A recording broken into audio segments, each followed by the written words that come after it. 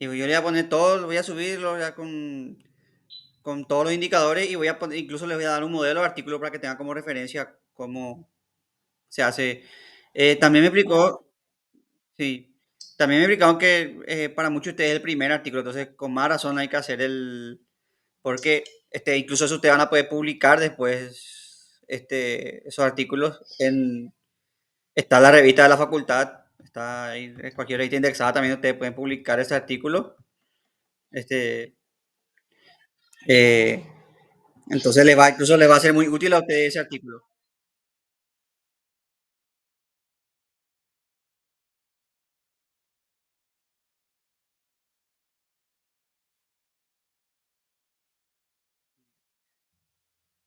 No, yo quiero que hagan algo como yo quiero que hagan algo como para que puedan publicar ustedes cuando quieran.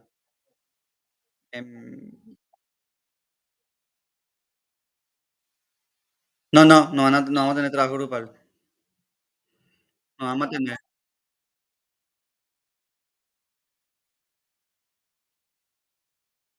Sí. Ese de presentación grupal está como ejemplo nomás por si tenemos alguna clase que se haga. Por eso nomás puse. Pero no va a ser eh, entonces, ese va a ser el trabajo. La actividad va a ser,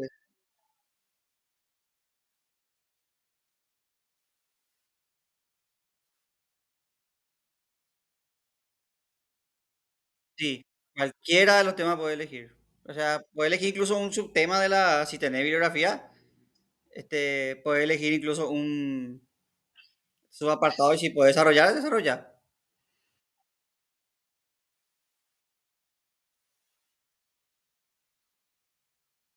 Sí, así mismo. Sí. Por ejemplo, esta unidad que vamos a dar hoy es racionalismo, empirismo.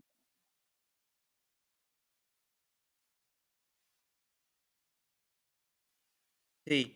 Y no hace falta que vos desarrolles todo eso, no, sino que puedes, por ejemplo, elegir netamente Kant, que desarrollar, o racionalismo. Sí.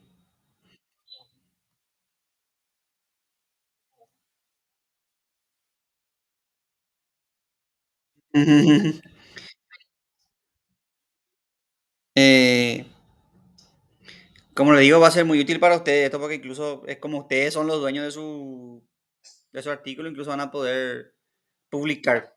Y como le digo, la revista de la facultad incluso les ofrece a ustedes oportunidad de enviar y también hay otras revistas, no solo la facultad, ¿verdad? No sé si la carrera de psicología tiene su propia revista. Filo-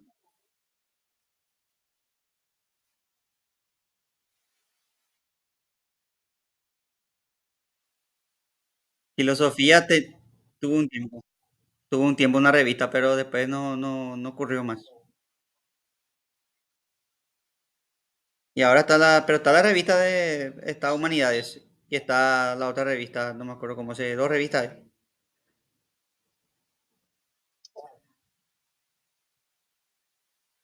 Bueno, ahora vamos a empezar con la clase. Cualquier cosa respondo. A ver, a ver, a ver, a ver.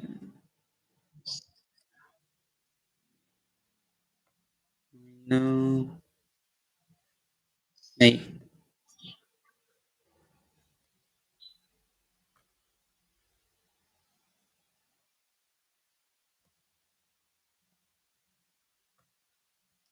Se puede ver la presentación. Genial. Como ven, hoy vamos a hablar de racionalismo y empirismo. Ahí en la foto están Descartes y un Locke jovencito peleando ahí. Eh, el racionalismo es una corriente filosófica. Eh, Hay que aclarar que tanto racionalismo como empirismo son corrientes filosóficas que surgen en el contexto de la Edad Moderna, cuando se desmoronan los cimientos de la Edad Media y hay un problema que es cómo fundamentamos el conocimiento. Acuérdense que está en una época de grandes avances científicos y que, por ejemplo, se descubrió que la Tierra era un planeta más, no era el centro del universo. Hubo nuevos descubrimientos, la brújula, la circulación de la sangre, este, descubrimientos en medicina, en las ciencias naturales, prácticamente en todos los ámbitos, hubo una revolución científica que fue echando por tierra todo lo que se creía. Entonces la pregunta es, ¿cómo yo hallo un conocimiento verdadero? ¿Cómo yo sé que lo que sé es verdad? Y acá surgen dos corrientes que quieren explicar eso. Ambas corrientes parten en algo en común, que es el individuo por sí solo puede lograr el conocimiento, sin ayuda de Dios, sin ayuda de fuentes sobrenaturales. El individuo solo puede conocer la realidad. Pero se diferenciaban en cómo el individuo podía conocer. Los racionalistas se fijaban más en el método matemático, porque los sentidos no engañan, y la matemática era la ciencia hegemónica en ese entonces. Vamos a hablar de eso después. Y entonces ellos decían, el conocimiento que importa es la matemática, porque yo puedo ver mal un color, o puedo oler mal algo, o puedo percibir en general mal algo, pero 2 más 2 siempre va a ser 4. Pero los empiristas decían que no, que el conocimiento se va por los sentidos. Y es ahí donde aparece esa disputa entre el racionalismo y el empirismo, de cómo podemos conocer, si la razón o los sentidos. Ambas corrientes son contemporáneas, pero por cuestiones académicas se da racionalismo y empirismo siempre en ese orden. Eh, Racionalismo, como le dije, es una corriente filosófica que surge en Europa entre los siglos XVII y XVIII, que sostiene a la razón como principal fundamento de conocimiento, y se opone al empirismo que, como le dije, da primacía al papel de la experiencia y la percepción sensorial. En el contexto histórico que surge el racionalismo es, como les dije, la revolución científica, los descubrimientos como Copérnico, Galileo y Newton transformaron la complejidad del universo y cambiaron la visión del mundo. Y con esto se derriba el conocimiento medieval que se basaba en la fe y la tradición. Eh, Todas las épocas de la historia tienen su ciencia hegemónica. En la antigüedad la filosofía era la ciencia hegemónica, la madre de la ciencia. En la Edad Media fue sustituida la filosofía por la teología. La teología era el conocimiento verdadero. Por tanto, San Agustín decía que la ciencia verdadera es la teología, porque es el conocimiento de la verdad. En cambio, las demás ciencias estudian lo creado. Y ahora cambia otra vez y la ciencia hegemónica ahora es las matemáticas. Galileo decía que Dios escribe en lenguaje matemático, y el que comprende el lenguaje matemático comprende el lenguaje de Dios. Si vos comprendés las matemáticas, comprendés cómo funciona el universo, entonces comprendés la obra de Dios. Este, y por tanto, este declive del sistema medieval eh, hizo que sea necesario nuevas formas de, como les dije, cómo conocer la realidad. Y surgimiento del método científico y de la disputa en cómo podemos conocer.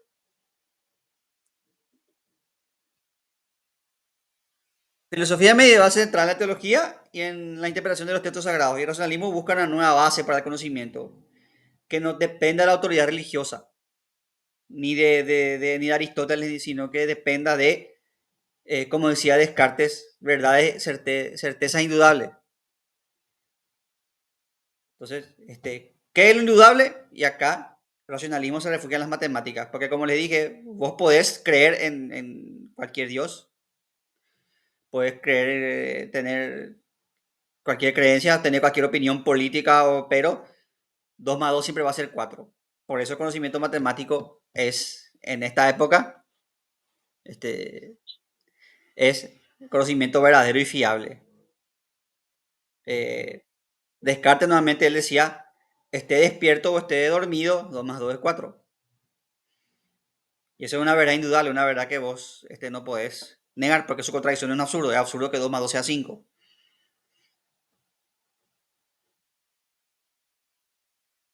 Y esto, como le dije, esta es la época, consiguientemente coincide esto con la época en que las matemáticas se hicieron la ciencia hegemónica. Por tanto, la filosofía se vale de las matemáticas para postular el método científico. Y acá, por ejemplo, se diferencia, por ejemplo, Descartes de Galileo. Galileo elaboró las reglas del método científico. En realidad, el primero que elaboró fue Da Vinci, pero Da Vinci no pudo seguir con su investigación porque fue acusado de necromancia. Da Vinci investigaba con cadáveres y le acusaron de necromancia, o sea, de querer revivir a los muertos. Por suerte para Da Vinci, porque eso le valía la pena de ser quemado igual que cualquier brujo. Pero por suerte para Da Vinci, él tenía amigos poderosos que cajoneaban su expediente. Entonces se salvó de... Pero Da Vinci no pudo elaborar, por eso no pudo elaborar un método. Galileo sí elaboró un método científico que tenía las premisas de observación, este, hipótesis, experimentación y contrastación. Y Descartes cambia las reglas del método por admitir ideas innatas, dividir las dificultades, ir de lo complejo a lo simple y enumerar. O sea, Descartes elimina la parte de la experimentación porque Descartes es matemático y su método es el método de las matemáticas. Es sencillamente construir operaciones y chequear el resultado. ¿Cuáles son las características principales del racionalismo? Primero, una confianza absoluta en la razón. La razón es la considerada la única vía para un conocimiento certero y universal, necesario más allá de toda duda. El descubrimiento el descubrimiento del conocimiento social, los sentidos, como dijimos, nos engañan. Y esto tiene sentido en la época en que se plantea esto, porque eh, la, los sentidos nos llegaron a cometer varios errores en la ciencia. Eh, Fíjense ustedes que hace poco, en este periodo, estamos hablando de este periodo, se creía que la Tierra era el centro del universo. ¿Por qué? Porque nosotros mirábamos el cielo y veíamos que los planetas se movían. Y si ustedes miran el cielo de noche, parece que todo orbita alrededor nuestro. El Sol se mueve de este a oeste. Parece que el Sol recorre nuestro cielo. Eso no dicen los sentidos. Pero las matemáticas demostraron, primero con Copérnico y después Galileo con su telescopio y con matemáticas, demostraron que no es así. Entonces, ¿cómo podemos confiar en los sentidos si nos llevaron a cometer ese tipo de errores? Entonces, para los racionalistas, los sentidos nos engañan. Y la única forma de saber la verdad es con el conocimiento matemático y la especulación racional.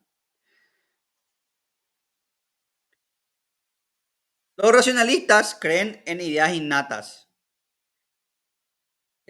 Postulan existencia de ideas que no son adquiridas, sino que están programadas. Piensen ustedes en, este, piensen ustedes en una computadora. Piensen ustedes en una computadora. Cuando vos compras una computadora, ya tiene programado un Windows, un sistema operativo por defecto. Eh, y así también, para los racionalistas, la mente tenía ya ideas programadas por defecto.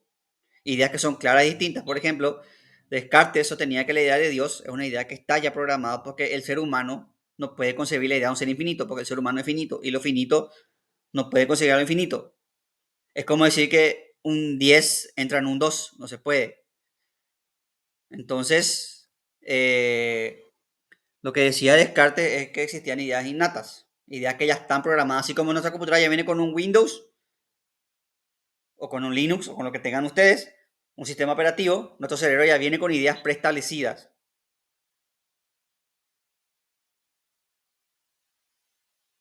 Entonces, esas son las ideas innatas. Por ejemplo, acá les puse el ejemplo de Descartes, la idea de Dios, eh, el yo, porque yo ya vengo pensando, entonces ya soy consciente desde que nazco, o sea, ya tengo la idea del yo desde que nazco, o sea, nazco siendo consciente. El bebé cuando nace ya busca comida, ya busca alimentarse, ya busca su supervivencia, entonces ya tiene una noción de lo que es él, no una noción así de conciencia, no es consciente totalmente de sí mismo, ¿verdad? Pero ya busca alimentarse, entonces ya tiene una idea del... Y lo mismo el alma y el mundo. Y las ideas matemáticas son innatas. Para los espiritistas van a decir después que estas ideas no son innatas. Pero para los racionalistas sí son innatas. Los racionalistas adoptan el método deductivo. Perdón, acá está mal enumerado. Es la continuación del anterior. Los racionalistas adoptan el método deductivo. O sea, se inspiran en la matemática y usan la deducción. Esto se le debe a ya la lógica aristotélica, que va de lo general a lo particular. O sea, va a analizar las cosas deductivamente. Todos los perros son mortales. eh, Perdón, todos los perros ladran. Lassie ladra. Por lo tanto, Lassie es un perro. Va de lo general a lo particular.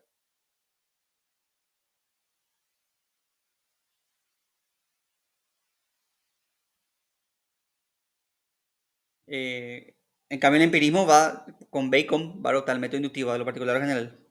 Pero después vamos a hablar de empirismo.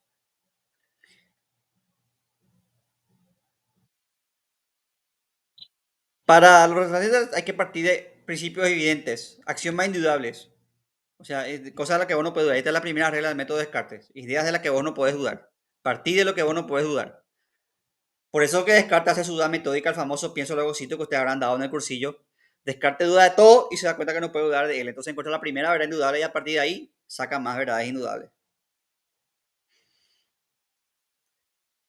¿Por qué los socialistas adoptan la matemática como método? Primero porque era la ciencia hegemónica de su tiempo y también porque es un conocimiento que es universal. No se busca una verdad universal que sea verdadera, que sea válida en todo tiempo y en todo lugar y que no pueda ser de otra manera. Y ahí están las matemáticas. Repito lo que dije anteriormente, una cosa te puede parecer linda o fea, vos podés ser socialista, capitalista, anarquista, vos podés ser, te puede gustar Cerro Olimpia, eso puede variar, pero 2 más 2 siempre va a ser 4. Y esa verdad va a ser siempre así, no es que va a cambiar con el tiempo, no es que mañana 2 más 2 va a ser, las concesiones políticas, por ejemplo, pueden cambiar con el tiempo, el marxismo que concibió Marx no es lo mismo que el marxismo del siglo XXI, no es lo mismo que el capitalismo que concibió Adam Smith, no es lo mismo que el capitalismo actual. Hay otro modelo de producción, eh, etcétera, etcétera. Otras cuestiones que... Pero, en cambio, 2 más 2 va a ser 4 siempre y en todo lugar.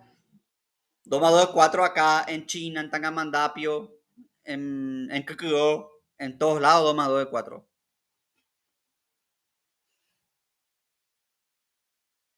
Por eso, esas son las verdades científicas. Para los racionalistas, las verdades universales que nos sirven en todo tiempo, en todo lugar.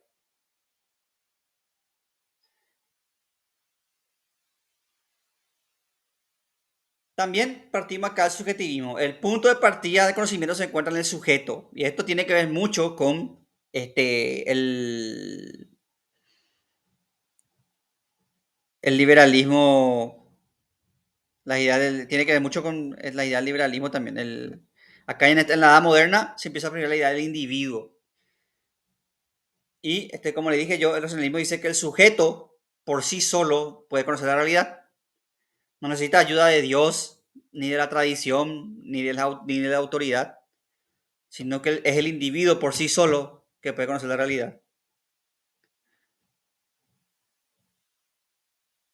Entonces, el punto de partida de conocimiento es el yo en la modernidad. La modernidad es el yo. El yo moderno es el eje rector de la filosofía en la modernidad. Eh, Justamente ese yo se me empezaba a trabajar con Freud, ¿verdad? Cuando Freud dice que el yo no es un ser racional todo el tiempo y que el yo no es una unidad monolítica, sino que el yo tiene un ello, un super yo. Pero en la modernidad yo era como, era el hombre, el ser humano era un ser racional, por tanto pensante y por tanto podía comprender la realidad.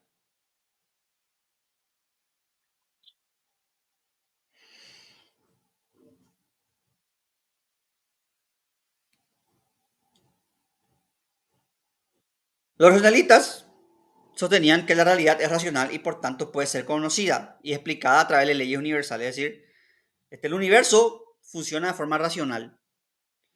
Esto no es nuevo, esto ya lo había dicho Santo Tomás. Santo Tomás ya había dicho que Dios crea un universo con leyes racionales y el humano, por tanto, puede ver la obra de Dios en esas leyes racionales. Pero los racionalistas dicen que el individuo tiene la capacidad de conocer racionalmente y que al ser el universo algo racional, al ser el universo un mecanismo, vos podés conocer. Es decir, el universo es algo regulado que funciona con precisión mecánica. Acá tiene que ver la concepción mecanicista del universo, el universo como un reloj. Entonces yo, por ejemplo, veo que el Sol este, sale a tal hora y dice, entonces puedo hacer una medición del tiempo. Puedo ver que las órbitas de los planetas son regulares y ahí puedo calcular cosas como la estación. Entonces el universo es racional y por tanto puede ser conocido y puede ser explicado. Yo sé que si yo tiro un objeto, se va a caer al piso, no es que el objeto va a volar, no se va a ir hacia arriba, va a caer al piso. ¿Por qué? Porque el universo es racional. Las leyes del universo son fijas y por eso se puede establecer leyes universales. Y eso es lo que va a traer la física de Isaac Newton. Newton lo que hace es hacer de la gravedad, por ejemplo, una ley universal.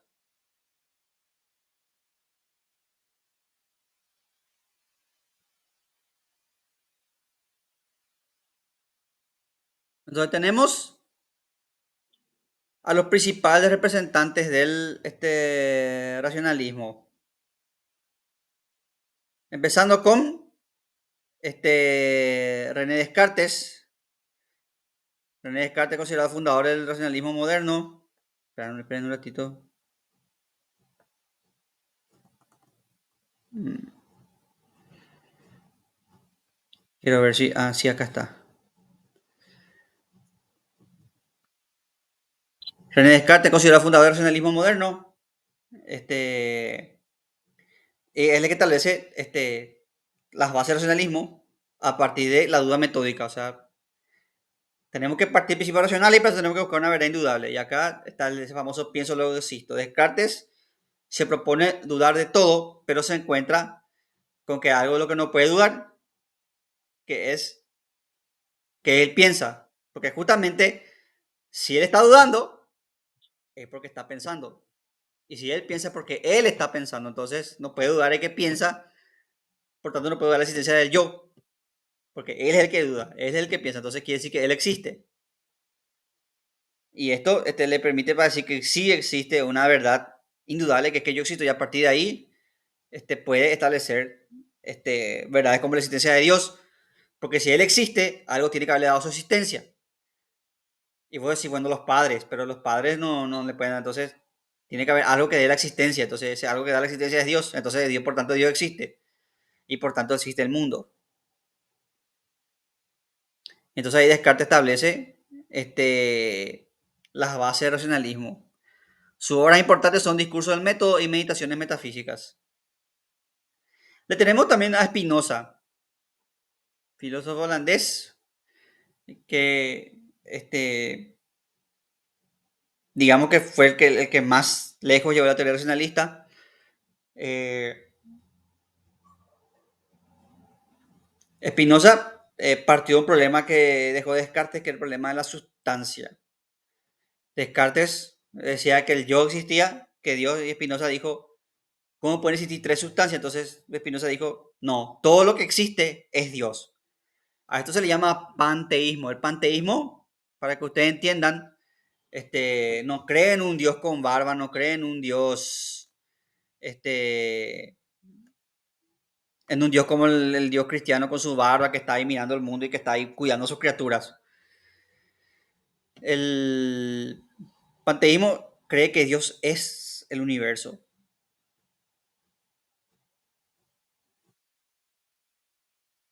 Para que comprenda mejor, si, no sé si alguno de ustedes vio Star Wars, la Guerra de las Galaxias, bueno, el panteísmo, el dios de Spinoza sería así como la fuerza,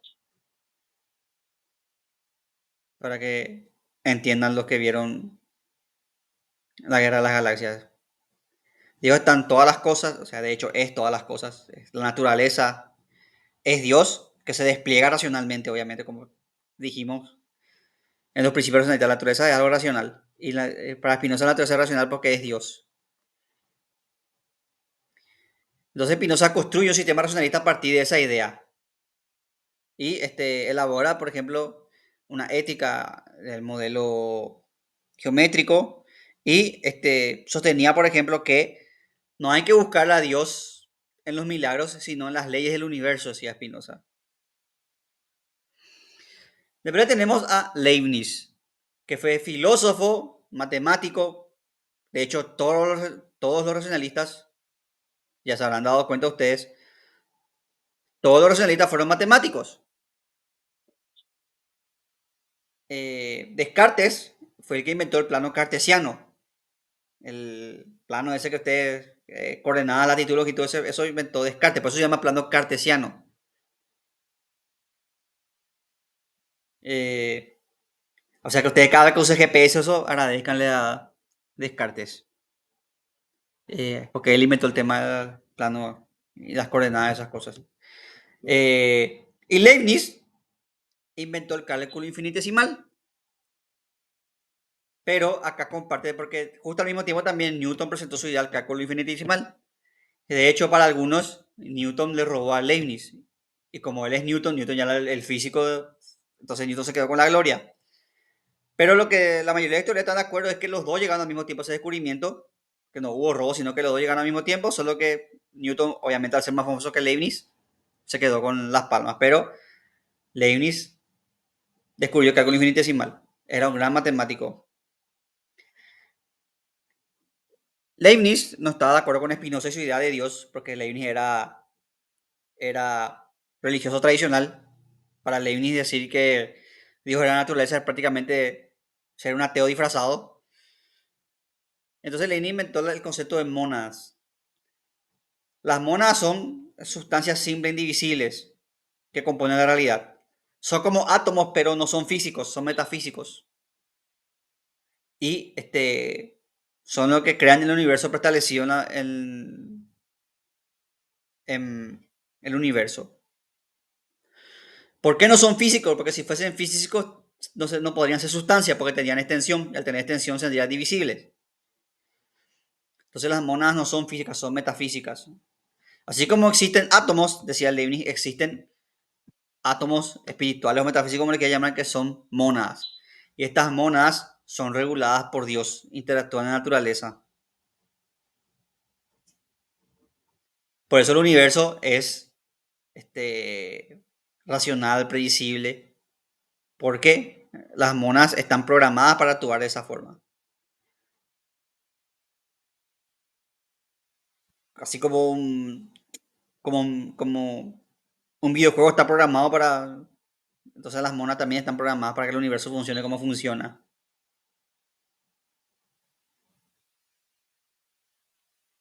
Bueno, entonces, cuál fue el legado del racionalismo? El racionalismo dejó un legado grande en la filosofía occidental. Primero, para empezar, sentó las bases de la filosofía moderna, de la teoría del conocimiento. Fue pionero en las leyes del método, las reglas del método científico. Y básicamente, sentó las bases de cómo la ciencia es hoy. Pese a que se opone al empirismo, que es una limitación del racionalismo, eh, su énfasis en, en la búsqueda de principios universales influyó, por ejemplo, en la física de Newton, y es algo que nosotros en la ciencia buscamos hasta ahora. Hasta ahora los físicos están buscando una teoría del todo, o una teoría que unifique la relatividad con la cuántica, que sería el santo grial de la física. Hasta ahora no encontramos, pero se sigue buscando eso, una teoría que unifique. ¿Por qué? Porque se buscan leyes universales, se busca explicar el universo mediante leyes. También el racionalismo influenció en los derechos humanos porque pone la razón en el centro y fue parte también del humanismo. Al poner la idea de individuo, sale la idea de que el centro tiene que ser el ser humano, el hombre, y que tiene que haber principios universales basados en la razón y eso incluye también principios políticos. Y esto va a contribuir después a sentar conceptos como justamente los derechos humanos y ideas como la de igualdad. Aclaro, para que no digan, aclaro que ideas como el tema de derecho de gente, eso ya existía en el cristianismo, pero no eran ideas universales. Los cristianos tenían noción de comunidad cristiana, de derecho de gente, derecho del vasallo, por ejemplo, cuando se llega acá a América hubo debate de si los indígenas eran humanos, por tanto si eran sujetos de derecho, y el famoso debate de Valladolid, con Bartolomé de las Casas y Sepúlveda, y se concluyó que los indios eran seres humanos, por tanto eran sujetos de derecho, por tanto tenían la calidad de vasallos, no esclavos, sino vasallos, súbditos. Y de hecho se hicieron leyes para garantizar, lastimosamente no tuvo una aplicación grande en la práctica, pero se hicieron leyes para garantizar el derecho de los indígenas, porque tenía calidad de vasallos. Pero bueno, volviendo al tema, este, los conceptos de derecho humano, esos surgen en parte gracias al racionalismo. Como le dije, la idea del individuo da énfasis a la idea moderna y esto lleva al pensamiento de la ilustración. Eh, el centro, el sujeto, el centro de la sociedad tiene que ser el individuo. Esto lleva también al surgimiento del liberalismo, aunque el creador del liberalismo es un empirista como que sería John Locke, pero la idea de individuo parte de la modernidad, parte con Descartes, entonces por eso el centro del individuo y a cada parte de los derechos humanos, eh, la crítica a la autoridad, este, la idea de que este, eh, el ser humano es igual ante la ley a otros seres humanos, etcétera, etcétera. Y el racionalismo influye en corrientes posteriores, influyó en corrientes como el idealismo de Kant, de hecho Kant estudió con Christian Wolff, que fue discípulo de Leibniz. También va a influir en Hegel, que Hegel va a decir que la realidad es un proceso racional que se despliega racionalmente en la dialéctica. Incluso va a influir en Karl Popper, que va a crear una especie de racionalismo crítico. No quiero dar spoiler porque vamos a hablar de Popper, eh, que enfatiza la importancia de la crítica y la falsabilidad en el conocimiento científico.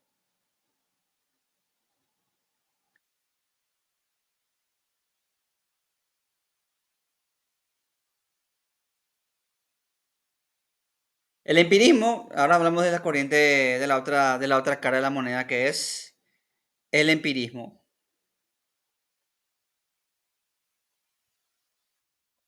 Sí, sí, sí.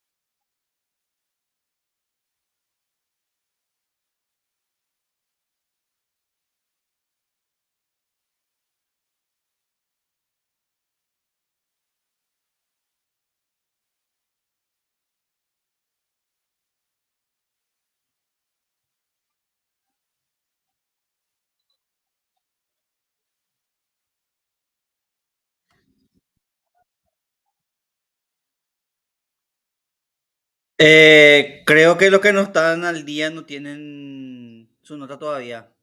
Creo que esa es la política. Perdón por meterme.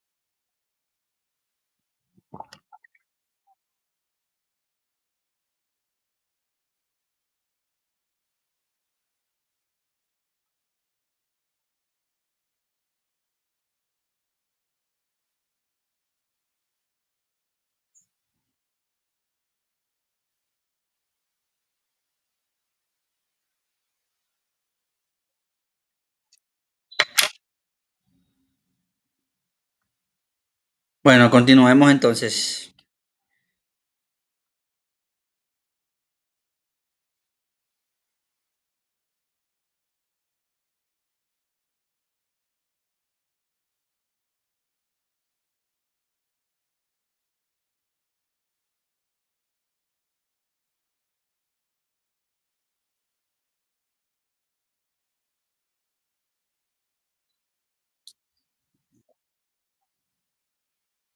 Ok.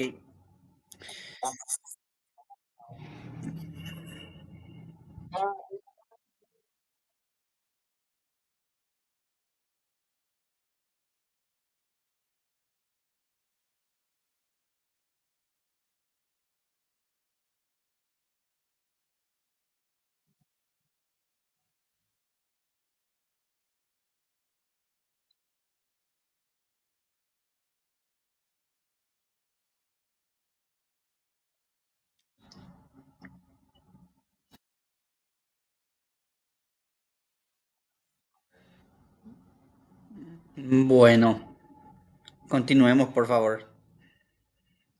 Eh, Nos quedamos en empirismo. Eh, Como dije, el empirismo se desarrolló principalmente en Gran Bretaña, o sea, es prácticamente inglés, y sostiene que el conocimiento es se obtiene por la experiencia. Eh, para el empirismo no puede haber conocimiento si no hay experiencia. O sea, todo lo que se conoce, esto ya dijo Aristóteles, nada en el entendimiento que nos pasa a través de los sentidos. Por tanto, lo que conocemos, conocemos por través de los sentidos. Por poner un ejemplo a ustedes, un ejemplo que a lo mejor suena medio, es, ¿cómo yo le explico qué es el rojo a una persona que no puede ver? A un ciego, ¿cómo le explico qué es el rojo? Para aprender qué es el rojo tenés que ver, entonces el conocimiento se obtiene a través de los sentidos. Si vos no pudiese sentir nada, si no tuvieses tus sentidos, no tendrías forma de conocer. Entonces, de eso parte, de ese principio parte del empirismo. Eh, y le da prioridad, por tanto, el empirismo le da prioridad a los sentidos, al conocimiento empírico que sostiene a través de los sentidos, que a la razón. Eh, Veamos un poco el contexto histórico. Es similar al racionalismo en su contexto histórico porque son de la misma época. El desarrollo de las ciencias experimentales, auge de las ciencias, a pesar de que la matemática era la línea bonita, la ciencia hegemónica, también hubo auge de otras ciencias como la física, la química, que son ciencias que a diferencia de la matemática se basan en observación experimental. La física, ustedes saben que tiene una rama teórica, física teórica, pero también está la física experimental. Eh, entonces, esto proporciona un modelo de conocimiento que se buscó implementar en la filosofía. El fundador del empirismo es el señor Francis Bacon, que buscó buscar justamente tomar estos métodos de estas ciencias observacionales o experimentales y pasarlo a la filosofía. De hecho, dato interesante, Bacon muere por su idea. Es tan que muere. ¿Saben ustedes cómo murió Francis Bacon? Francis Bacon quería demostrar que las temperaturas bajas conservaban los alimentos, conservaban la comida.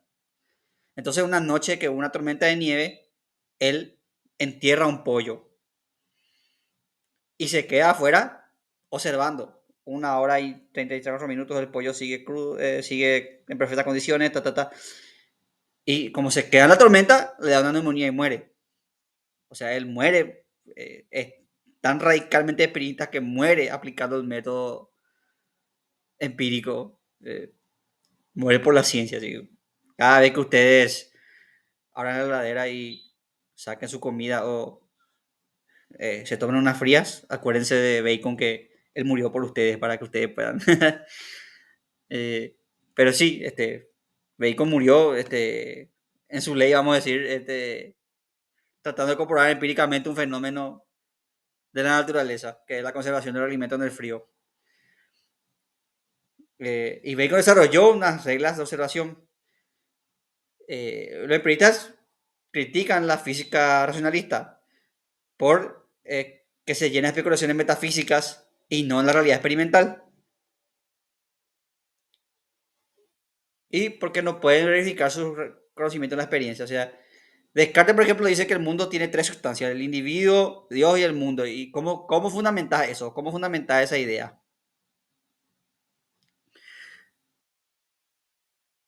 Los empiristas también rechazan las ideas innatas. Para ellos no hay un sistema operativo, sino que la mente es una tabula rasa, es una pizarra en blanco, es como un vaso vacío que vos vas llenando con la experiencia. No existe nada en nuestra mente es blanca y la experiencia va llenando nuestra mente.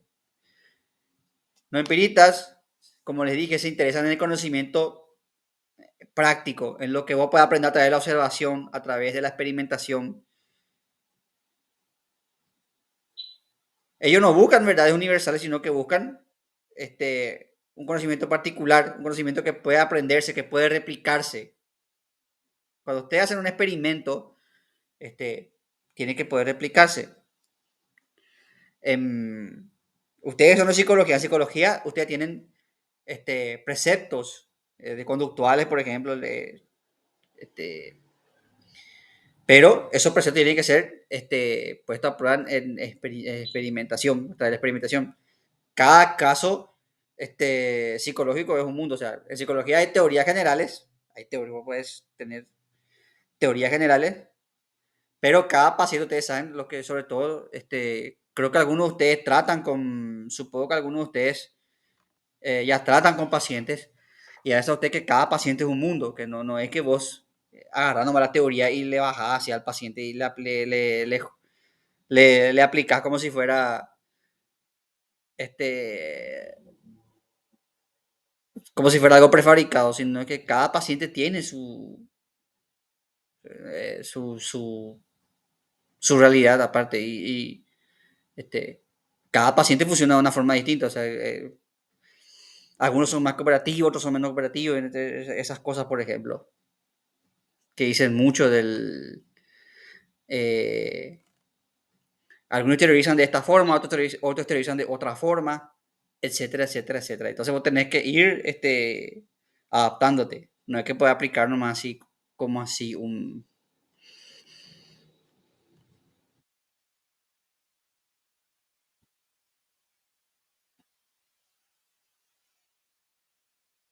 ¿Cuáles son las características principales del empirismo?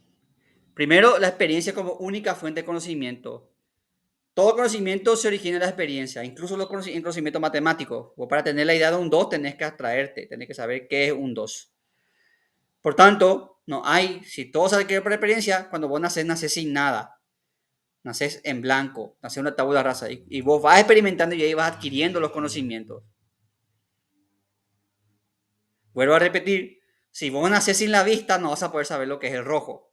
Te van a poder explicar a lo mejor que el rojo es una cierta longitud de onda, pero no vas a saber. Si vos nacés sordo, no vas a saber lo que es la música. Te van a poder explicar con matemáticas, pero no vas a experimentar la música. El conocimiento es a posteriori, o sea, se adquiere posterior a la experiencia. No hay verdad que no pueda ser conocida antes de la experiencia, o sea, no existen verdades a priori. Esto después va a haber Kant, va a corregir, pero todavía no llegamos a eso. La mente en un primer momento solo percibe pasivamente. Nosotros experimentamos y después procesamos ese experimento, pero la mente recibe los sentidos pasivamente y después hace reflexión. A diferencia de los racionalistas que usan el método deductivo, los empiristas se van más por el método inductivo. Eh, es decir, ellos parten de, a diferencia de los que parten de lo universal, es Francis Bacon, hablamos ya de Bacon, el que murió congelando el pollo, y el fundador del empirismo. Bacon inventó un método que es el método deductivo, que es justamente una inversión. En vez de partir de verdades generales, partimos de principios particulares. En vez de decir todos los perros ladran, Lassie es un perro, por tanto Lassie ladra. En vez partir de ese tipo, tenemos que partir al revés. Tenemos que decir, yo pruebo esta naranja y es dulce. Pruebo otra naranja y es dulce. Pruebo otra naranja y es dulce. Por tanto, todas las naranjas son dulces.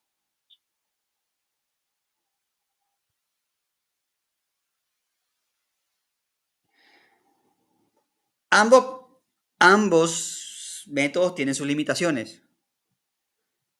Si yo, por ejemplo, digo que todos los cuervos son negros y nace, en un nido de cuervo nace un cuervo blanco, ¿va a ser un cuervo o no va a ser un cuervo?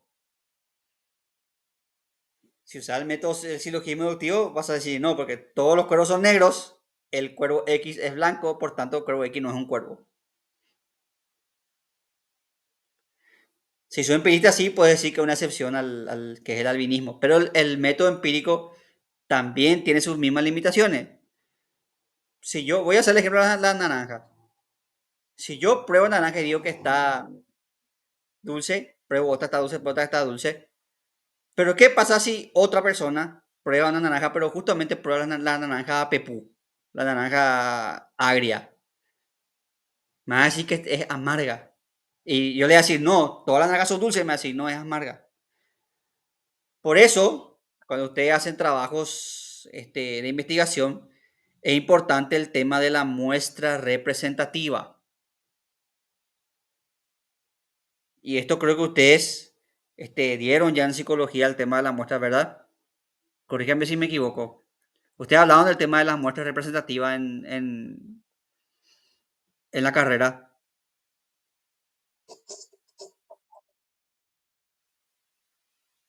Genial. Sí, porque tiene que haber.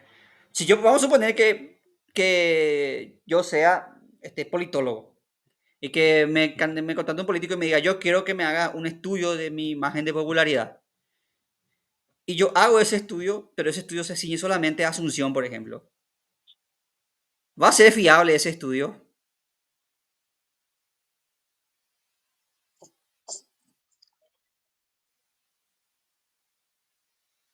¿Por qué no va a ser fiable? Te pregunto.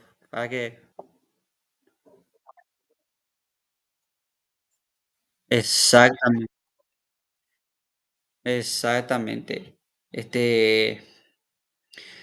No puedes solamente basarte en un sector para medir la popularidad de un político a nivel país, porque es una realidad diferente. A lo mejor es muy querido en la capital, pero no es querido en la periferia, o al revés. Entonces no es representativo. Por eso las muestras de los estudios de casos tienen que ser representativos. Lo mismo, si yo hago un estudio, por ejemplo, de las condiciones de las escuelas en la ciudad de Asunción, no va a ser la misma realidad que la escuela del interior. Es otra realidad. Entonces, no va a ser representativo. Por eso las muestras es importante que las muestras sean para paliar estos límites que estamos hablando del método inductivo. El empirismo también rechaza la metafísica especulativa, o sea, toda la realidad que trasciende la experiencia, por ejemplo, la idea de Dios, de alma y sustancia, son ideas que trascienden a la experiencia. No es que los empiristas sean ateos, pero ellos dicen, esta idea no es objeto de conocimiento. La idea de Dios, por ejemplo, Dios no puede ser puesto en un tubo de ensayo, no puede ser medido, ni experimentado, ni entonces, porque nadie tiene, salvo experiencia religiosa, nadie tiene experiencia de Dios, nadie le vio a Dios, nadie sabe cómo es, nadie sabe cómo, y no se puede verificar empíricamente. John Locke, por ejemplo, que es empirista, diría que de Dios tenemos certeza causal, o sea que nosotros conocemos a Dios por la creación, porque vemos un universo ordenado, entonces quiere decir que hay alguien que creó este universo ordenado. Eso también va a decir Voltaire, va a decir, si hay un reloj, porque el universo funciona como un reloj, es una máquina, entonces hay un relojero. Un universo ordenado requiere un... Pero la idea de Dios no es experimental, o sea, uno puede experimentar esa idea, no puedes ponerla en el laboratorio, no puedes verificar empíricamente. El conocimiento es limitado y es probabilístico, o sea, se basa en la experiencia. Bueno, puedes partir de verdad absoluta, de esto hablamos, sino que tenés que partir de lo que puedes experimentar. Por eso tenés que partir de lo simple. Esta naranja es dulce, porque es lo que vos podés experimentar. Vos no podés asumir de lleno que todas las naranjas son dulces, tenés que experimentar. Y por tanto es limitado, porque está limitado a tu región, a tu realidad. Puede ser que acá la naranja sea dulce, pero en otro lado la naranja no sea dulce. Por tanto, no hay un conocimiento, el conocimiento probabilístico, no es universal, no es universal en sentido racionalista. Podés establecer leyes universales, por ejemplo, la gravedad, pero no puedes establecer un conocimiento universal. No sé si me estoy explicando. O sea, yo puedo establecer que hay leyes universales porque el universo es, pero no puedo aplicar eso a toda la realidad.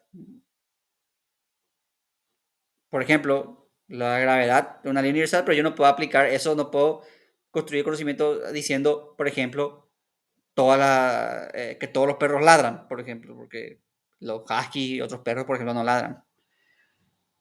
Entonces tenés que ir experimentando, ir clasificando, ir... Otra cosa importante del empirismo es el análisis del lenguaje. Cómo se forman los conceptos y las ideas del lenguaje a partir de las impresiones sensoriales. Es decir, el conocimiento no es solamente lo que conocemos, sino lo que comunicamos. Cuando vemos positivismo, vamos a dar Wittgenstein, que Wittgenstein le da mucha importancia al lenguaje. Eh, pero nosotros, el lenguaje para los empiristas es como nosotros clasificamos las ideas. Y eso depende también de nuestro mismo, de las limitaciones mismas de nuestro lenguaje. Por ejemplo, en el guaraní, verde y azul se dice de la misma manera. El guaraní no distingue el verde del azul. Por eso cuando en el idioma guaraní se quiere decir verde, se dice hou algo. Eh, ¿Alguien de ustedes me puede decir cómo se dice verde en guaraní? Hou es azul. Sí, ahí también le tiene que agregar el... ¿Por qué? Porque en el idioma no hay una distinción entre el verde y el azul. Pero eso no es solamente guaraní. El idioma esquimal tiene 20 formas de decir blanco. Nosotros solamente decimos blanco. El griego tiene más de una forma de decir amor. Está eros, que es el amor físico, el amor. Está filos, que es el amor más abstracto, el amor así más platónico, vamos a decir. Y así, varios conceptos, varios. Nosotros solamente tenemos el tema de amor hacia secas. Entonces, nuestro lenguaje también influye en nuestro conocimiento, en cómo formamos los conceptos. Y eso es algo que va a influenciar en el positivismo, por ejemplo. Hablemos de representantes. John Locke es considerado el padre del empirismo moderno. Si bien fue Bacon, fue John Locke el que le dio así que le dio la estructura, vamos a decir. Eh, ¿Por qué? Porque John Locke estructuró en base a las ideas y clasificó los tipos de ideas en simples, complejas, las sensaciones, tensión. El conocimiento para Locke partía de ideas simples. O sea, yo veo colores, formas y a partir de eso construyo ideas complejas. Idea de mesa, silla, eh, ideas, sensaciones del mundo exterior o de reflexión. O sea, cuando yo hago conceptos abstractos. También John Locke es el padre del liberalismo y tiene su teoría política basada justamente en el individuo. Eh, Como le dije, los empiristas hablan del individuo como el centro de la realidad. Entonces,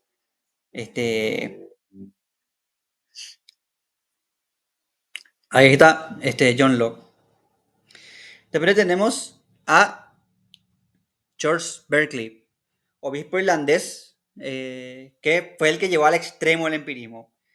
Llevó al tal extremo que él decía que solamente podemos tener certeza de que lo que existe es lo percibido. Ustedes no conocen el famoso dilema de, si yo estoy en el bosque y un árbol cae y no hay nada alrededor, no hay ni un ser que escuche, el árbol hizo ruido. ¿Conocen ese dilema? Si un árbol cae en un bosque y no hay nadie, ¿ese árbol hizo ruido o no hizo ruido?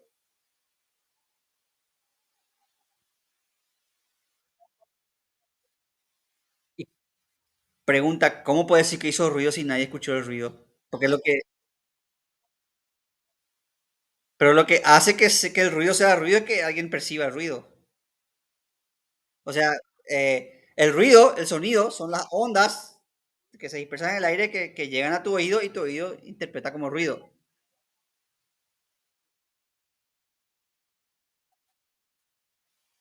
Ahí está.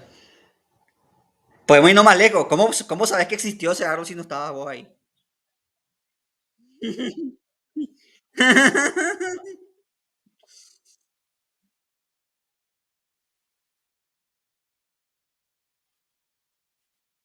Sí.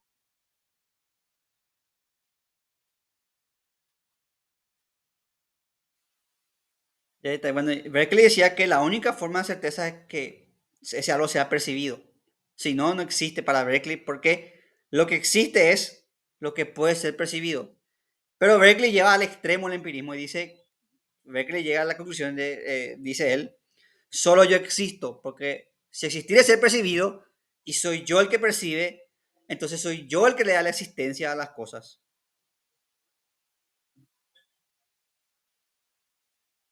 De esto, esta visión, este empirismo extremo que se llama solipsismo porque se quedó en el yo, se quedó en lo que él puede percibir, llegó al extremo el empirismo, se fue. Esto fue criticado por varios pensadores, entre ellos un filósofo americano, Johnson, que iba caminando y tropieza con una piedra y se golpea el pie. Famoso te golpeas tu dedo del pie y te duele. Y el enojado dijo, agarró la piedra y dijo, así refuto a Berkeley. ¿Por qué? Porque él no percibió esa piedra, pero bien que la piedra existía. Y le hizo saber su existencia con dolor, ¿verdad? Le golpeó el dedito ahí, le dolió. Entonces, para Berkeley esa piedra no tendría que existir, pero para el doctor Johnson esa piedra tuvo una existencia muy real porque le golpeó el pie. Otro que le criticó a Berkeley fue Lenin. Lenin, el ruso, el político ruso, escribió un libro de filosofía que se llama Materialismo, Empirio, Criticismo. Y en ese libro él critica la idea de Berkeley porque le lleva al solipsismo, le lleva a pensar que lo único que existe es él. Y Lenin burlonamente dice que Berkeley se creía el clavicordio y es como si el clavicordio pensase que toda la música viene de él. Este, Lenin era bastante duro en la crítica, se burlaba así, y también Lenin le cuestionaba si, bueno, si existiera esa percepción, entonces, ¿qué existía antes de que hubiese seres con la capacidad de percibir? Había existencia antes, y volvemos acá a lo del árbol. Había existencia antes ¿Cómo podemos saber que había existencia antes de que algo pueda ser percibido? Y es obvio que había que las cosas existían antes, ¿verdad? Porque tenemos datos geológicos, y sabemos que el universo es mucho más viejo que los seres conscientes, ¿verdad? Por obviedad, ¿verdad? Aunque entonces, con Berkeley se ve perfectamente las limitaciones del empirismo, que es que cuando exageras con el empirismo te encerras te quedas atrapado en tu conocimiento perceptible y te quedas en una burbuja como que solamente puede existir lo que se percibe. Esta burbuja se le llama solipsismo. Después tenemos a Hume, filósofo escocés, eh, que cuestionó los conceptos fundamentales de la modernidad, cuestionó la idea de la causalidad. Para Hume decía, no existe la causalidad, solamente existe impresión de causalidad. Hume era fanático del juego, le gustaba la timba, le gustaba el juego. Y él dio el ejemplo. Yo juego billar, decía Hume. Cuando toco la bola, yo percibo. Impresión uno, el taco de billar toca la pelota. Impresión 2, la pelota blanca toca una de las pelotas. Impresión 3, entra la otra en el hueco. Yo no percibo la causalidad, yo no puedo ver la causa. Yo veo impresión uno, ¡pac! Impresión 2, impresión 3. O sea, lo que yo digo causalidad son solo un conjunto de impresiones que yo agrupo y digo causalidad. Yo veo nubes grises y digo, va a llover la ropa. Pero es porque yo asocio las nubes a la lluvia. No es porque es una causa-efecto, yo asocio esa causa a ese efecto. ¿Por qué? Porque yo observé a través de la experiencia que se nubló y llovió. Entonces la siguiente que se nuble ya voy a preocuparme por mi ropa y ya empezaba a desesperarme por juntar toda mi ropa, sacar todo ahí de mi tendedero. A lo mejor no llueve. ¿Qué puede pasar que se nuble todo, incluso relampaguee y no llueva. Pero yo ya asocio eso, ya tengo la impresión. Entonces, por eso, lo que voy a llamar causalidad es, en realidad, un conjunto de impresiones. Lo mismo, la idea de sustancia. No existe una sustancia como tal, como decía Descartes. No existe una sustancia pensante. Existen impresiones a lo que yo le doy la idea de sustancia. Esta mesa que estoy viendo acá no es más que un conjunto de impresiones. Es plana, es marrón. Yo junto esos datos sensoriales y le doy la idea de mesa. O sea, yo a través de mis sentidos percibo este objeto, percibo su dureza, su forma, su extensión, su color, su olor, y todos esos conceptos juntos y hago la idea de mesa.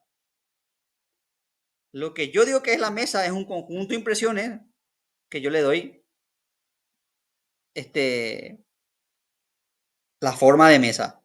O sea, les doy la idea, hago una idea de mesa en base a las impresiones que tengo que me dan mis sentidos. Hume también decía que el individuo también es un conjunto de impresiones. Esto es muy importante para la psicología, por eso recalco esto. Eh, para Hume, el individuo es como, no sé si ustedes conocen, por ejemplo, los dibujos animados de antes se hacían con láminas, hoja, hoja, hoja, y vos movías y te da la impresión de movimiento, ¿verdad? En los dibujos antiguos. Y el individuo es eso, el individuo es un conjunto de impresiones que juntas nos dan la idea del individuo. O sea, no es que existe un yo. Ese yo en realidad es un conjunto de experiencias, impresiones. No es que hay un yo, sino que lo que soy yo es un conjunto de cosas que yo viví, experimenté, y eso forma la idea del yo. O sea, no existe, como decía, Descartes decía que existía un yo, pero no existe para Hume un yo, sino que existe un conjunto de impresiones que forman mi idea del yo. En ese sentido, Hume se adelanta un poquito a Freud con el tema este. No llega tampoco al nivel de Freud de hablar de que. De, pero sí se cuestiona la existencia de un yo así abstracto y monolítico, porque Hume dice que lo que es yo es un conjunto de impresiones, recuerdos. Eh, Voy a poner un ejemplo: si yo no naciese acá y naciese en Japón, por ejemplo, tendría otras impresiones, otras vivencias, entonces no sería yo, sería otra persona. Tendría otra cultura, daría otra lengua, tendría otro sistema educativo, entonces no sería yo. Comería otras cosas, básicamente no sería yo. Por tanto, no hay así una esencia humana, sino que es un conjunto de impresiones que hace que yo sea yo. Hume sostenía que nuestras creencias se basan en costumbres y hábitos más que en la experiencia. Como le dije, yo veo el nublado y digo que va a llover.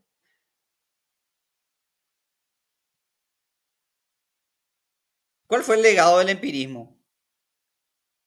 Primero, igual que el racionalismo, sirvió para fundamentar el método científico, sobre todo en las ciencias experimentales. Fue fundamental para el surgimiento de la física, de la química, y hasta ahora la ciencia se basa en fundamentos empíricos. O sea, la experimentación es una de las este, puntas de lanza de la ciencia. En psicología, si bien se usan las teorías, también se usa la experimentación, el estudio de casos, la cámara Gessen, etcétera, etcétera. Las estadísticas, eh, focus group y etcétera, otras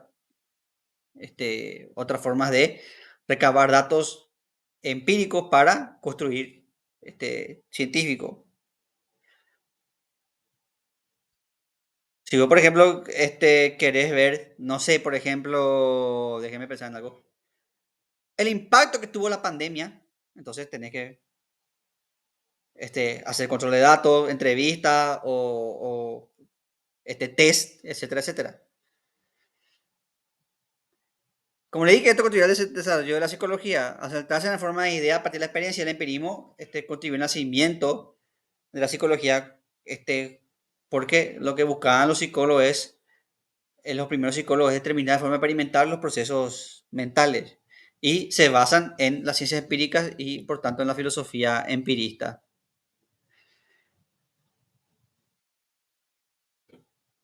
Por eso el empirismo fue clave en el desarrollo de la epistemología. El empirismo también influenció en el positivismo, el fascismo, por eso depende totalmente del empirismo, porque definen que el único concepto válido es la ciencia que se puede experimentar, que es observable, verificable, cuantificable, etcétera, etcétera. También en la filosofía analítica, que aplica la lógica empírica y el método inductivo. Eh, También, como base de TACAM, sirvió para desarrollar las bases de un conocimiento moderado y este, eh, de una actitud crítica al racionalismo. De hecho, Kant va a decir que Hume va a influir mucho en su periodo crítico. Y este sí le una mujer porque vamos a ver en Kant. Kant va a pretender conciliar racionalismo y empirismo porque Kant va a tener críticas a ambos. Y Manuel Kant va a tratar de, porque Kant observó que tanto el racionalismo como el empirismo tienen falencia, entonces va a tratar de juntar el racionalismo con el empirismo y va a fundar sobre todo su primera etapa que es el criticismo, que va a tratar de ver, conciliar los valores del racionalismo y empirismo. Kant reconoce que el racionalismo aporta validez porque los principios de la razón son universales, certeros y son útiles para la construcción de conocimiento, pero hay varios pero que le da Kant. Primero, confianza en la razón pura. El racionalismo parte de la premisa que se puede conocer la realidad sin poner a prueba eso. La realidad es conocible y punto, no puedes cuestionar eso. Y Kant va a ser el primero que va a preguntarse, ¿cómo fundamentamos que la realidad es conocible? También Kant dice que los racionalistas parten de conceptos puros sin intuiciones. O sea, parten de la pura razón y las ideas innatas y le dan a eso la estatua de realidad sin preguntarse por el fundamento de esos conceptos. Por tanto, son conceptos vacíos, no tienen contenido, carecen de experiencia. Sin la experiencia, la razón no tiene nada sobre lo que operar, porque justamente para fundamentar eso tenés que experimentar. Vos te das cuenta de tu principio racional a medida que ese principio se aplica en algo. Si no se aplica, se queda en la idea, en la nube. Kant también dice que por eso la metafísica es imposible como ciencia, porque la metafísica parte de conceptos que no se pueden experimentar, que están en el nómeno, no son fenoménicos porque no están en la realidad. Por ejemplo, el concepto de Dios. El concepto de Dios, Kant era súper creyente y de hecho en la razón práctica le da lugar a Dios, en la moral, Dios fundamento de la moral, por ejemplo, pero en la razón pura no, porque la idea de Dios no está en el espacio y el tiempo, no se puede experimentar. No podés ponerle a Dios como un objeto de ciencia.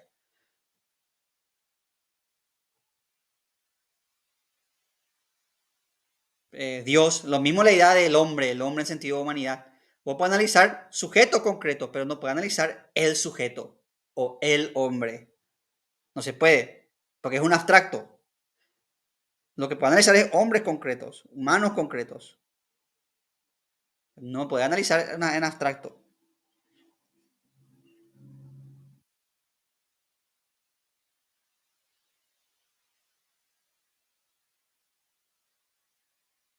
Y el creacionismo cae en el dogmatismo. Eh, la verdad última solo se conoce con la razón y por tanto se elimina conocimiento experimental. Y esto hace que caiga en negativo porque no puede ser ni refutado ni comprobado por la experiencia. Pero Kant no solo critica el racionalismo, sino también critica el empirismo. Kant valora el empirismo sobre todo el de Hume. Kant, de hecho, empezó siendo racionalista porque fue alumno de Christian Wolff, que fue discípulo de Leibniz. Pero Kant literalmente dijo que Hume le despertó el sueño porque Hume le hizo ver los límites de la razón. Entonces, Kant ahí, pero le da valor al empirismo como este elemento para criticar y no caer en el escepticismo, pero también critica el empirismo. Por ejemplo, si los realistas tenían conceptos sin intuiciones, los empiristas tienen intuiciones sin conceptos. Al sostener que todo conocimiento proviene de la experiencia, Kant dice que el empirismo va a ciegas, porque no tiene un concepto sobre el que operar, sino que opera sobre cosas experimentales sin establecer conocimientos o conceptos universales en el entendimiento. Es decir, no hay una cosa que organice los datos de la experiencia y por tanto partís de un caos, de un desorden. Como le pasó a Berkeley, que partía solamente de su percepción. Entonces te quedas incapaz de formar conocimiento, porque el conocimiento se limita a lo que se percibís y no tenés una idea universal. Y ahí está el límite del empirismo. Vuelvo al tema de lo universal. Esto genera una imposibilidad de conocimiento universal necesario. Al ser conocimiento de la experiencia, entonces el conocimiento es particular. Eh, pero, como dice Kant, hay conocimientos que son universales. Por ejemplo, los juicios matemáticos. 2 más 2 es 4. Esto ya vieron, ya dijeron los racionalistas. Es algo universal. Es algo que es evidente. Pero también, por ejemplo, todo tiene una causa. Es un principio universal. O también la línea recta es la distancia más corta entre los dos puntos de un principio universal. Por tanto, no todo deriva solo de la experiencia porque tiene que haber conocimiento que vaya más allá de la experiencia, como pudimos ver.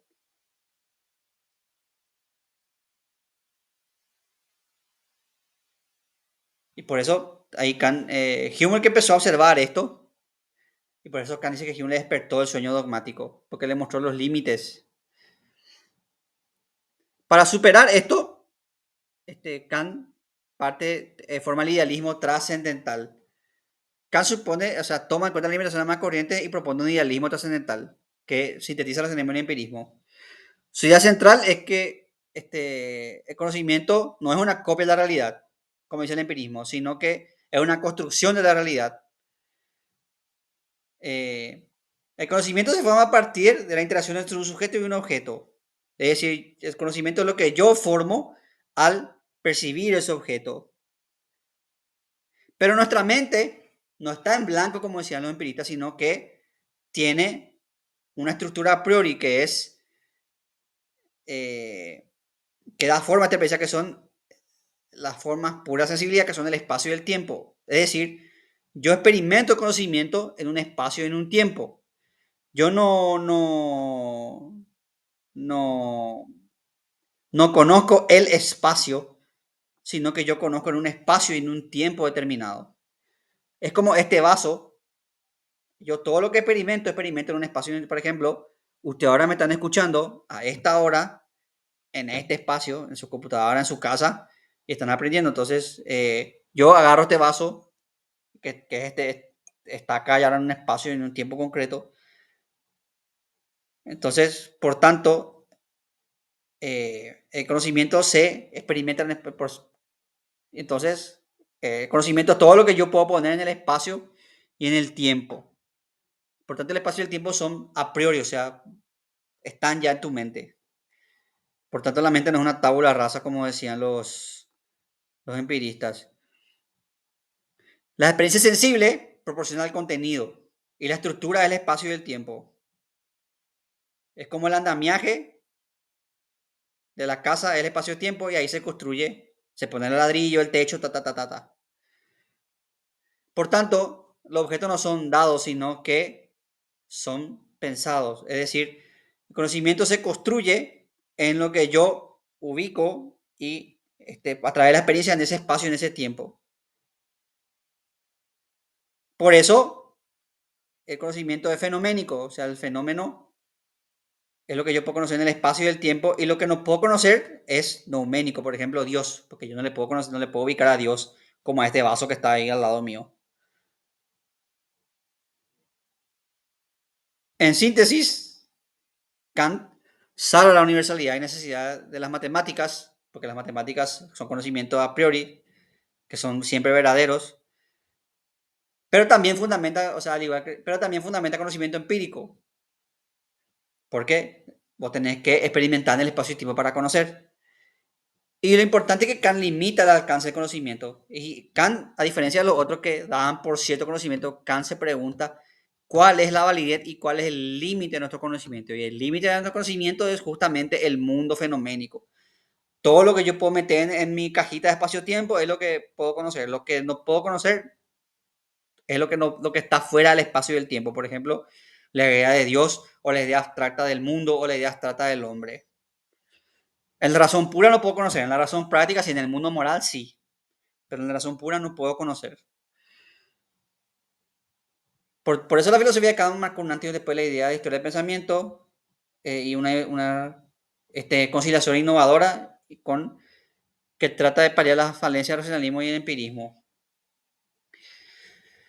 Finalmente, para concluir, este debate del racionalismo y el empirismo se va a convertir en unos pilares fundamentales del pensamiento moderno y de la ciencia moderna, porque la ciencia moderna se divide entre las ciencias matemáticas y las ciencias empíricas, y este debate, esta competencia, por así se va a dar lugar a la construcción de ciencias como la física, eso, y va a dar lugar a nuevos enfoques que vamos a ver más en otra clase con el positivismo. El racionalismo confía en la razón, en la idea innata y el empirismo en la experiencia sensible. Ambos enfoques tuvieron impacto en la filosofía y en la ciencia. eh, Pese a que son contrarios, también son complementarios. Pues, como le dije, ambos consideran que el individuo por sí solo podía conocer, pero ambos tenían sus diferencias. Y por tanto, Kant trató de hacer la síntesis y mostró que el conocimiento no se deriva exclusivamente ni de la experiencia ni de la razón, sino que es una interacción entre ambas medidas de estructura. Por tanto, Kant ahí revolucionó la forma de entender el entendimiento humano en lo que se conoce como el giro copernicano. Este, el conocimiento no está en el objeto, sino en el sujeto. La validez del conocimiento. Eh, para los racionalistas empiristas, el objeto está, pero para Kant,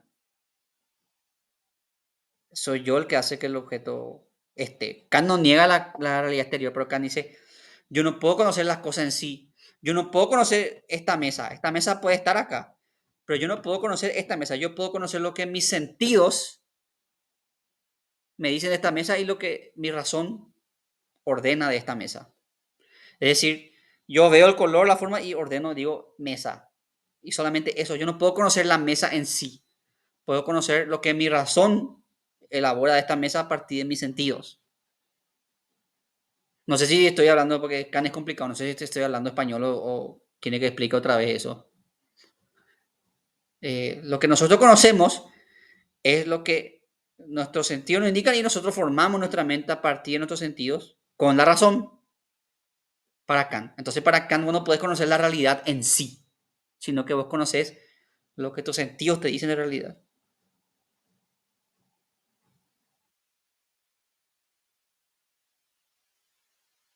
Este enfoque va a influir, como vimos, va a influir en las corrientes que influimos posteriormente, va a influir en el positivismo, va a influir en el pragmatismo, etcétera, etcétera, etcétera. Entonces, con esto terminamos la clase de hoy. No sé si tienen alguna pregunta o algo que aclarar.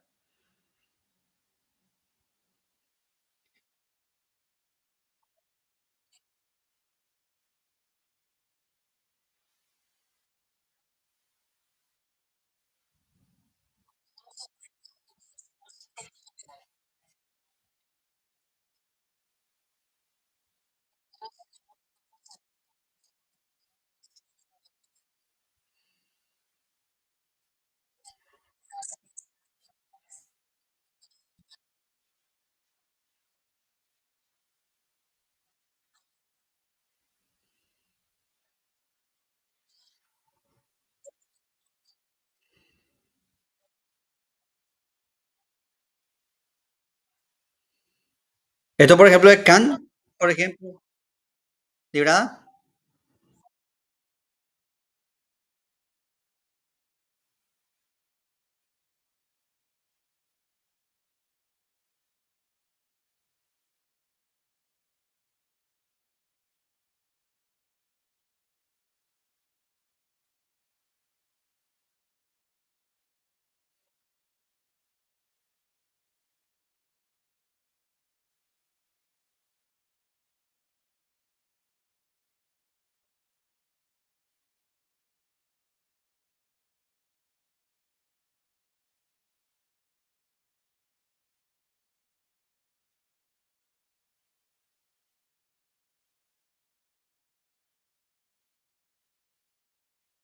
Exactamente.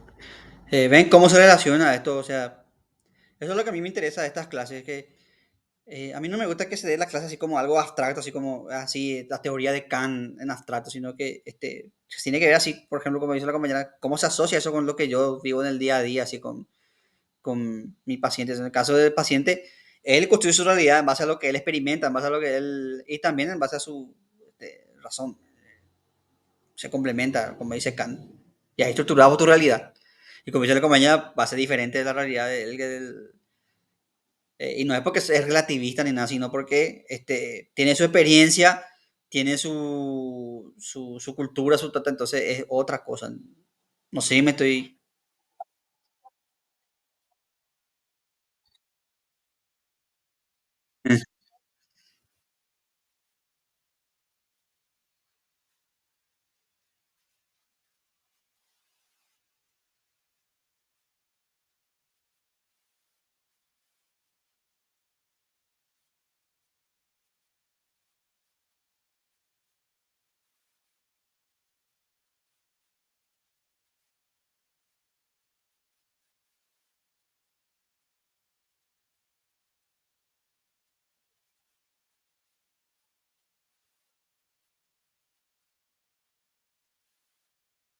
Sí,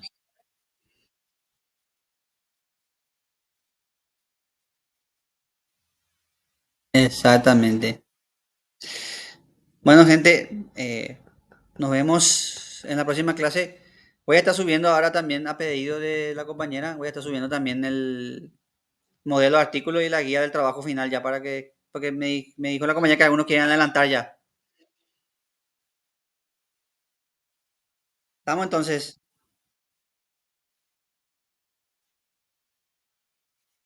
que tengan buen fin de semana. Chao, chao.